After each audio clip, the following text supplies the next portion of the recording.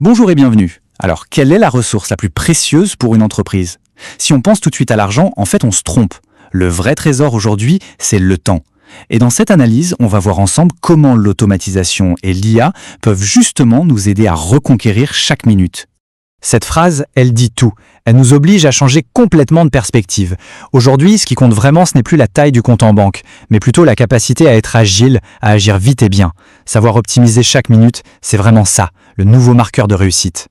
Mais bon, avant de sauter sur les solutions, il faut d'abord regarder le problème bien en face. Et le problème, c'est que dans la plupart des organisations, des heures et des heures s'envolent en fumée chaque jour, aspirées par des tâches qu'on ne voit même plus mais qui sont terriblement chronophages. C'est la grande question, n'est-ce pas? On a souvent cette impression de courir toute la journée, d'être sous l'eau, sans pour autant avoir l'impression d'avancer sur les dossiers qui comptent vraiment. Alors, allons voir d'un peu plus près où se cachent ces fameux voleurs de temps. Pensez-y une seconde. Répondre encore et toujours aux mêmes questions sur les messageries.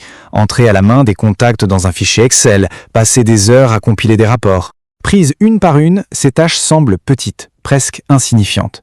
Mais mises bout à bout, à la fin de la semaine, elles représentent un véritable tsunami d'activités à faible valeur ajoutée qui submerge les équipes. Et l'impact, il est direct, il est brutal. On appelle ça le coût d'opportunité. En clair, chaque heure passée sur ces tâches répétitives, c'est une heure qui n'est pas passée sur la stratégie, sur l'innovation, et surtout une heure qui n'est pas passée à s'occuper des clients.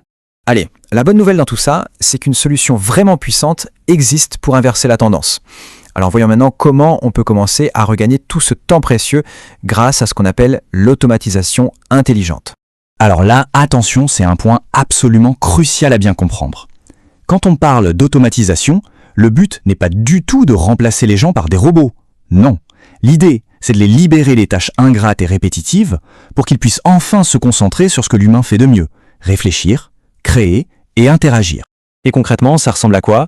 Eh bien, ça peut être des formulaires intelligents qui gèrent la prise de rendez-vous tout seul, des outils qui centralisent toutes les infos clients pour que plus rien ne se perde, ou encore des assistants virtuels qui répondent aux questions fréquentes.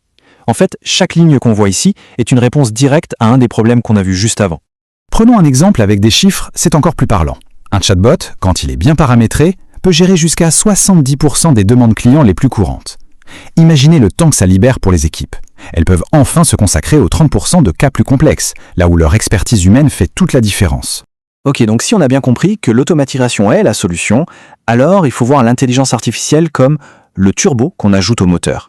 L'IA, elle ne se contente pas d'exécuter des ordres, elle va plus loin, elle aide à réfléchir et à décider. Voyons ce que ça change. Avec l'IA, on passe vraiment au niveau supérieur. On ne fait plus que gérer des tâches, on se met à anticiper les besoins des clients, à personnaliser la communication à très grande échelle, et surtout, on prend des décisions basées sur des données fiables et non plus seulement à l'intuition. Et l'impact, il est mesurable. Une PME qui intègre intelligemment l'IA dans ses processus peut espérer réduire son temps opérationnel jusqu'à 30%. 30%, c'est énorme, c'est presque un tiers du temps de travail qui peut être redirigé vers des projets de croissance. Mais un petit avertissement s'impose. Avoir les bons outils entre les mains, ça ne suffit pas. C'est comme avoir une voiture de course. Si on ne sait pas la piloter, on risque de finir dans le décor. La manière de s'en servir est absolument déterminante. Ça, c'est le piège classique. On adopte le dernier outil à la mode sans avoir une stratégie claire derrière et on se retrouve souvent avec plus de chaos qu'avant.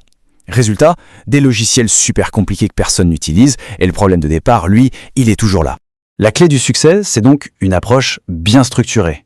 On commence par identifier précisément ce qui nous fait perdre du temps. Ensuite, on définit ce qu'on veut attendre. Puis on choisit l'outil qui correspond vraiment aux besoins. Et surtout, on accompagne les équipes. Enfin, on mesure les résultats pour voir si on a bien atteint nos objectifs. C'est une boucle vertueuse. On arrive tout doucement à la conclusion de cette analyse. Finalement, l'idée derrière tout ça, ce n'est pas de travailler plus, ni même forcément de travailler moins. C'est de travailler de façon plus intelligente. Voilà, cette citation résume parfaitement l'idée. La technologie, quand elle est bien utilisée, n'est pas là pour ajouter de la complexité. Au contraire, elle est censée simplifier, clarifier et nous permet de nous concentrer sur l'essentiel. C'est ça le travail intelligent. C'est la question avec laquelle on peut repartir, juste prendre un instant pour penser à toutes ces petites tâches qui pourraient être optimisées, à tout ce temps qui pourrait être libéré et surtout à tout ce que les équipes pourraient accomplir de formidable avec cette nouvelle liberté. Le potentiel est immense. Merci d'avoir suivi cette analyse. Innover, créer, performer.